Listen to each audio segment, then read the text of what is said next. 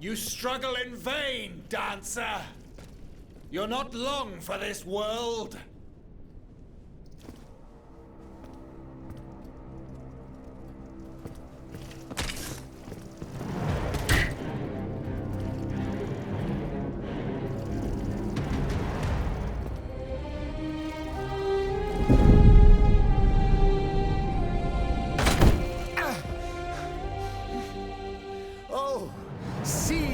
The Aegis turns against its master.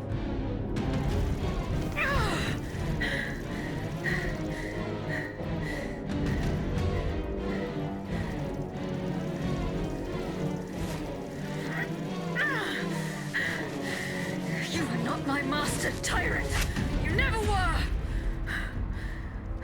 I am quite happy to concede this point, but what about the Count? Have you forgotten that he gave you life and whispered the order that animates you? Look how he runs, the coward!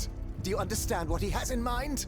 La pauvre enfant, sleeping so sweetly, she won't be dreaming for long now! Croissant! Athenais!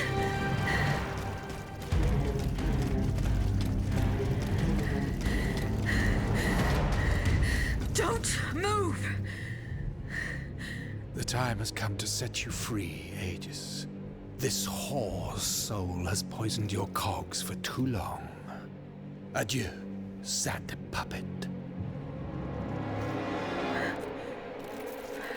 No! Bonté divine. I don't want to die.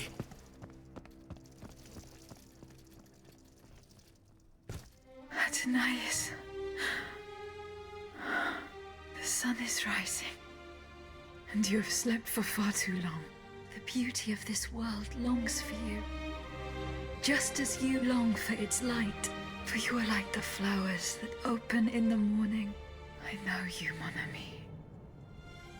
We loved each other. Vous en souvient-il? You gave me your heart.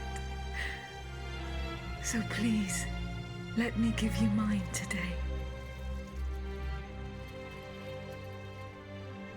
Vivez heureuse, Athenais, for it is happily that I leave this world.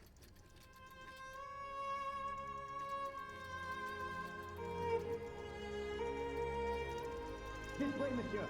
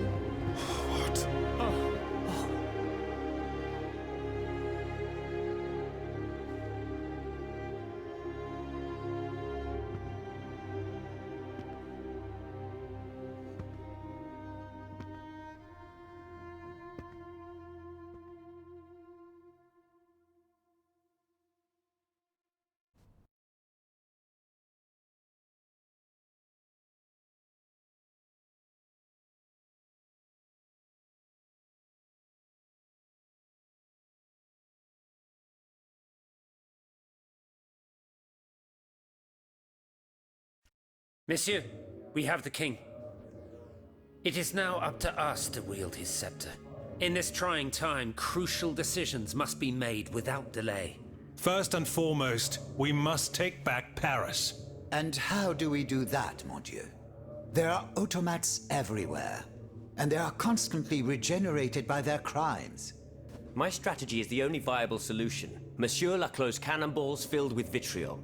And where will we find the means to carry out your plan? The city of Versailles is full of ateliers and shops. Moreover, as far as we have been able to see, the King's army has barely been deployed there.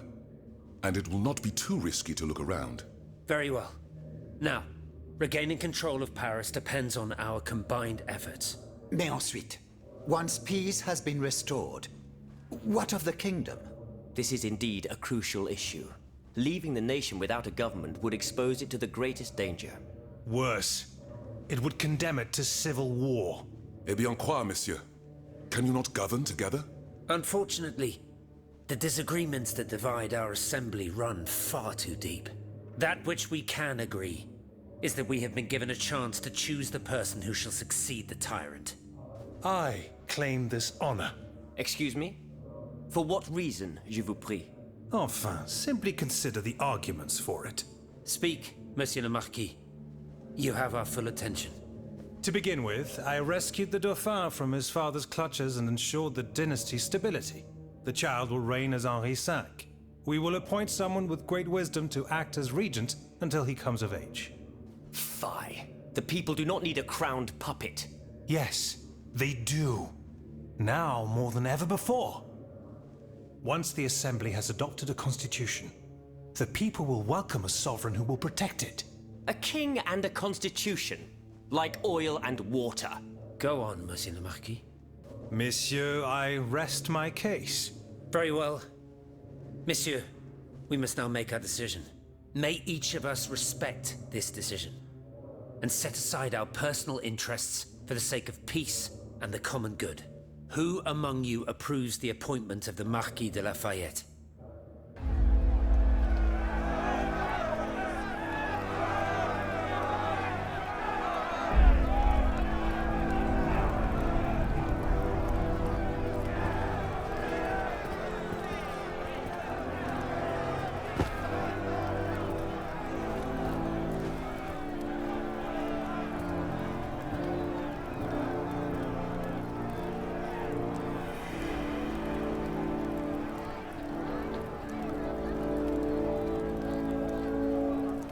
The court bows before the Marquis de Lafayette, Lieutenant Général du Royaume.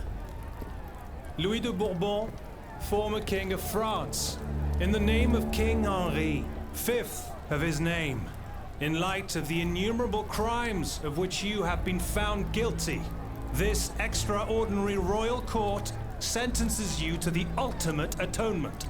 The sentence will be carried out on the hour. In its great mercy, the court will now hear your last words.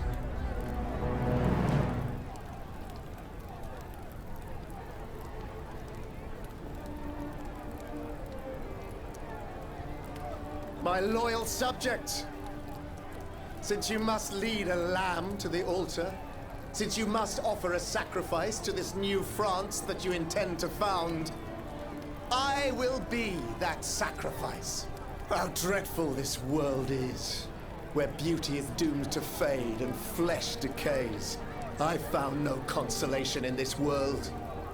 I vainly thought I was giving our souls the gift of immortality beyond our mortal bodies. The Grim Reaper was my sworn enemy. Influenced by the most awful of men, I believed that the genius of machinery could overcome death itself. Alas, I have lost this fight, and am branded with the mark of murderer. Life, even more than the crown, was heavy for me to bear. I have suffered too long under the thumb of nature, which I despised. As a child, I saw my older brother die. I lost my father in the prime of his life, and then my mother, who was even younger. My beloved daughter did not live a year. As for my son, the first of my heirs, I unknowingly gave him to drink from a poisoned cup. I mourn the death of these poor souls daily. My death will not unite us, of this I am certain. For I, in my misery, have lost the support of my faith. So, executioner, lay me down on this board, Vatu. I will sleep now. Sleep at last.